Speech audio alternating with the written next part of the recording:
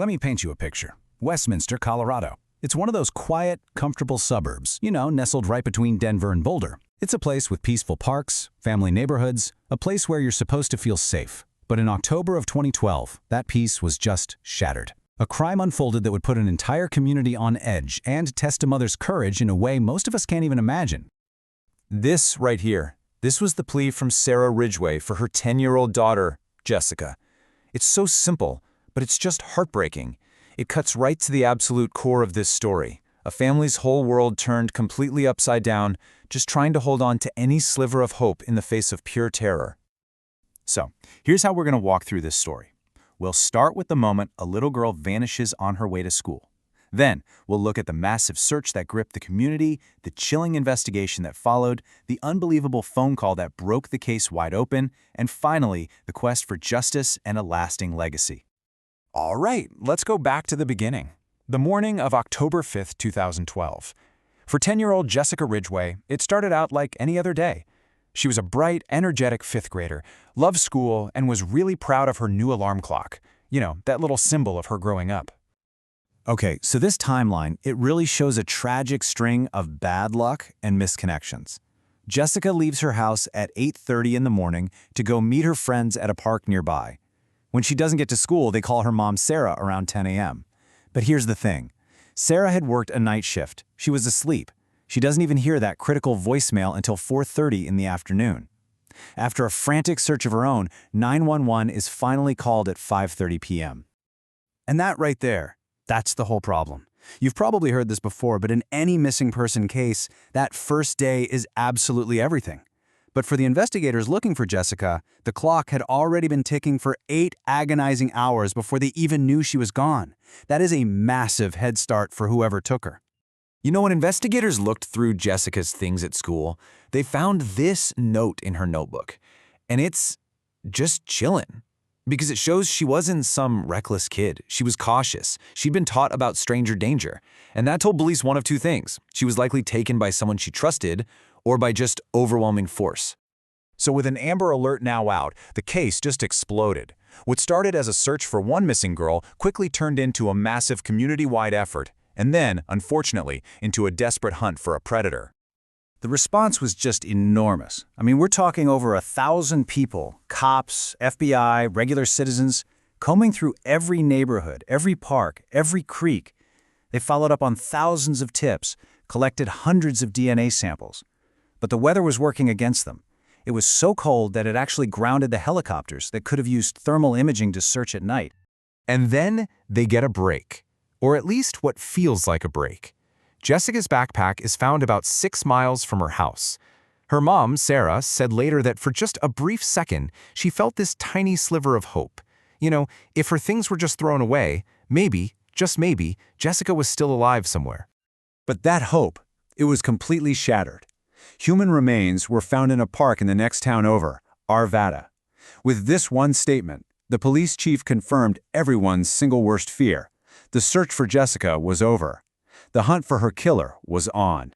So now, with a confirmed homicide on their hands, investigators start digging, looking for patterns. And they find a really disturbing one. They connect Jessica's abduction to another violent, unsolved crime that happened just a few months before. Back in May, a woman was out jogging at Kettner Lake, which is very close to where Jessica was taken, and she was attacked from behind with a chloroform rag. She fought like hell and managed to get away. The attacker was described as a white male, pretty average build. Well, when investigators compared the DNA from that scene to Jessica's case, they got a match. This changed everything. They weren't just hunting a killer, they were hunting a serial predator who was escalating. Realizing the person they were looking for was probably a local, the FBI released a behavioral profile to the public. And this was smart. They weren't just asking, "Have you seen this person?" They were asking something different.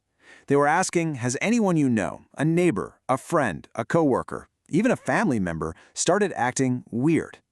They were looking for sudden changes in appearance, in mood, in routine, all signs of someone desperately trying to cover their tracks. And that public plea for help, it would lead to the most dramatic and, frankly, the most heartbreaking breakthrough in the whole case. It didn't come from some stranger's tip. It came from inside the killer's own home, from a mother who was facing the most impossible choice of her life. A really key piece of evidence found near Jessica's remains was this very distinctive wooden cross. A neighbor recognized it and tipped off the FBI, pointing them directly toward a 17-year-old kid named Austin Sigg. He was questioned, his DNA was taken, but, and this is crazy, due to some kind of processing error, the sample got lost. So he was actually cleared, temporarily. But the truth was about to come out anyway. On October 23rd, Austin Sigg confessed everything to his mother, Mindy. And this is the moment she picked up the phone and made what has to be one of the hardest calls any parent could ever make. The calm in her voice is just absolutely chilling, hiding an unimaginable horror. Then, his mother put him on the phone with the 911 dispatcher. And right here, in his own words, is the confession. He doesn't just admit to murdering Jessica. He voluntarily connects himself to that earlier attack on the jogger, confirming everything the investigators suspected. There's no remorse in his voice, just a flat, direct admission of guilt.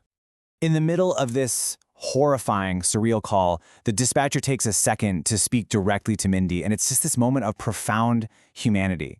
She recognizes the immense courage and the agony behind that call. She did the right thing, and in that moment, the whole world knew it. So with a full confession and the killer in custody, the long, painful road toward justice could finally begin. But outside the courtroom, the community was already working to make sure that Jessica's light would never, ever be put out. Now, because he was 17, Austin Sigg wasn't eligible for the death penalty. For the murder charge, he got a life sentence with a possibility of parole after 40 years. But, and this is the important part, the judge added another 86 consecutive years for all the other charges. So what's the final outcome? It's an effective life sentence. He is never getting out. The details that came out in his confession were just monstrous. Apparently, after his failed attack on the adult jogger, he decided he needed a smaller victim, someone he could easily overpower. The crime was premeditated, it was cold-blooded, brutal, it even involved dismemberment and this chilling obsession with forensic science, all of which really justified the judge's decision to lock him away forever. But you know what? This story doesn't end with him. It ends with her. In the wake of this awful tragedy, the community just rallied together. They built a memorial playground filled with purple, which was Jessica's favorite color. They created something called the Lassie Project, an alert system to help find other missing kids. And they started a cheer camp in her name because she had always dreamed of being a cheerleader who was kind to everybody.